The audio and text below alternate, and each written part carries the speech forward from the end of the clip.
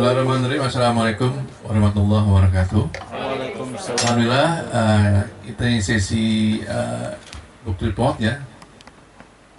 Marilah kita mulai dengan book report ini tentang Harley Syariah.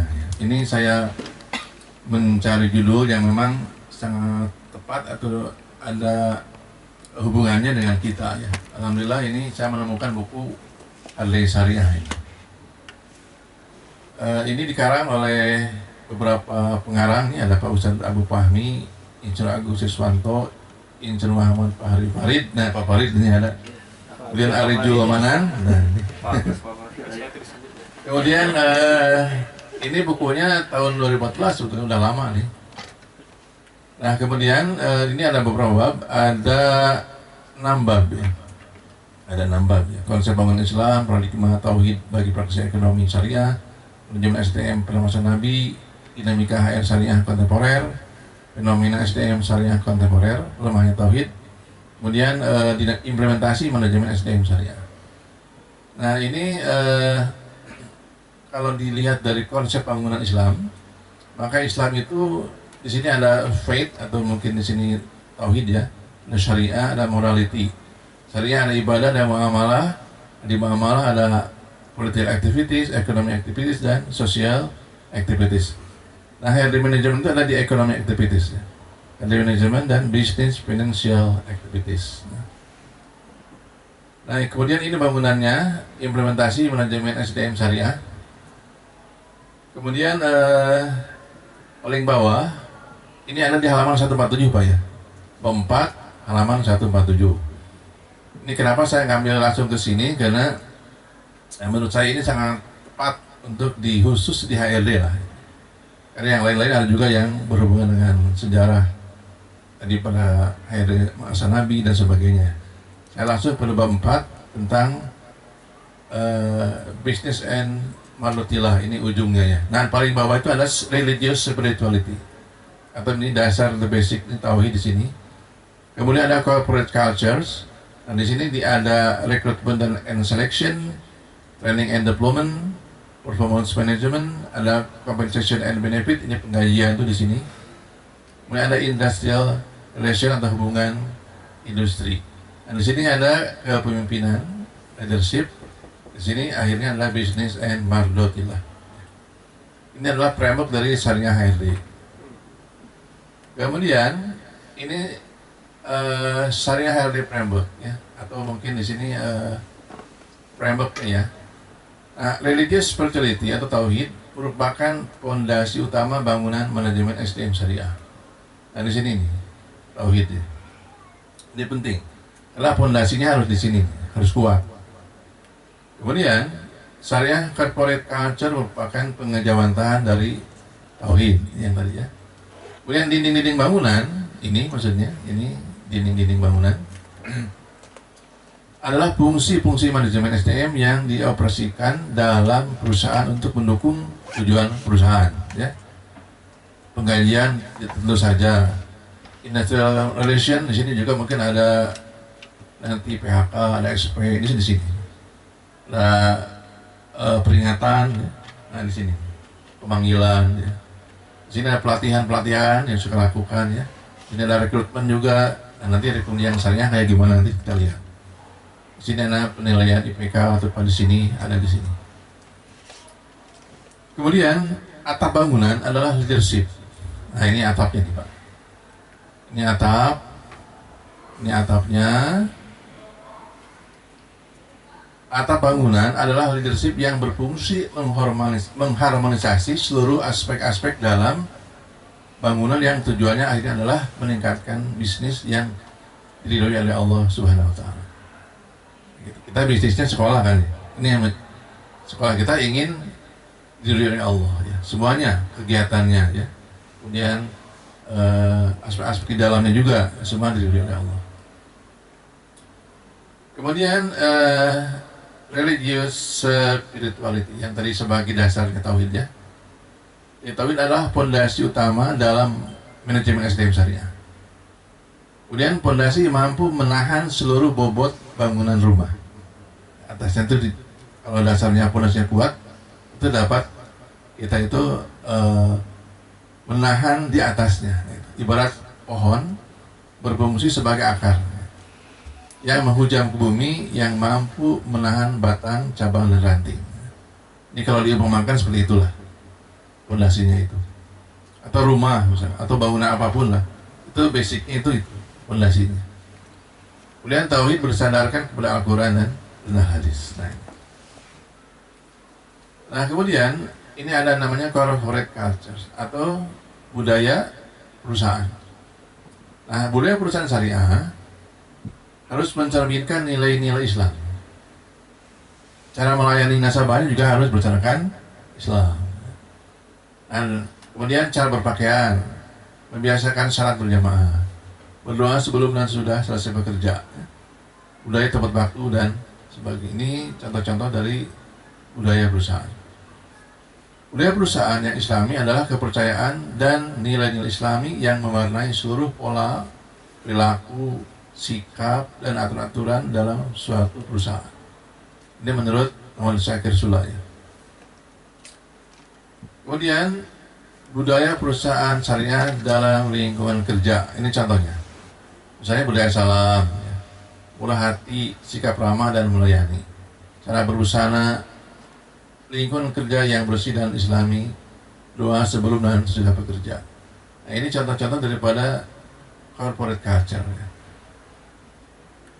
Budaya salam ya mengucapkan salam antara misalnya guru ke guru ke siswa, itu contohnya. Murah hati, ya, kemudian juga ini ada di dalam karakter. Ya. Kemudian budaya perusahaan syariah, saksiyah Islamiyah, pribadi Islam untuk abdi minallah adalah akidah, ibadah, akhlak, pemahaman Al-Quran. Ya. Kemudian ini budaya perusahaan syariah juga dalam hablum minanas atau sesama manusia. Jadi dengan Allah, sekarang dengan manusia. Keluarga Islami, rukun dan bahagia, praktik muamalah sehari-hari, bermasyarakat, tidak eksklusif, makmuran masjid, menjauhi tempat-tempat maksiat, sederhana dan tidak bermewah-mewahan, tidak banyak utang, gemar menolong, tidak sombong atau angkuh, senantiasa menjaga hati. Ini ada di juga halaman 147 ini. Kemudian budaya perusahaan yang Islam akan sampai pada suatu tingkat yang memperlihatkan hubungan karyawan dengan pimpinan, karyawan dengan karyawan, seperti hubungan saudara yang tidak memandang jabatan. Ini ada hadis Nabi, ya, riwayat Bukhari dan Muslim. Perumpamaan orang-orang beriman dalam hal saling mencintai, mengasihi dan saling berempati bagaikan satu tubuh. Jika salah satu anggotanya merasa sakit, maka seluruh tubuh turut merasakan dengan menjaga dan merasakan demam. Ini perumpamaan ya dalam corporate culture. Nah ini kesimpulannya yang tadi ya, sebetulnya masih banyak ini tentang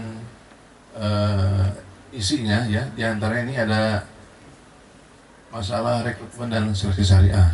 Dan di antaranya salah satunya ada tentang wajib bisa membaca Quran, itu ada. Nah, kemudian juga berapa hafalannya dan sebagainya. Ini ada, Pak. Ini kemudian juga di pelatihan pengembangan syariahnya, kemudian juga penilaian kinerja syariah, kompensasi dan benefit syariah, ya, kemudian hubungan industrial syariah. Nah, ini mungkin 15 menit ya, sudah cukup waktunya, karena sebetulnya masih banyak yang dibahas, tapi secara umum tadi sudah saya sampaikan. Jadi kita akan sebetulnya melaksanakan ini dimulai dari rekrutmennya, bagaimana gitu caranya, kemudian juga pelatihan, penilaian kinerja, kemudian penggajian, kemudian juga hubungan industrinya gitu. Ya mungkin sebagian ini di kita sudah dilaksanakan, sebagian ya. Alhamdulillah di kita memang banyak hal-hal yang lebih mengacu ke sini gitu. Yang mudah-mudahan ke depannya akan semakin lebih baik lagi. Itu sih harapannya. Demikian. Wassalamualaikum warahmatullahi wabarakatuh. Waalaikumsalam. Mungkin ada yang mau mengomentari dulu, silakan.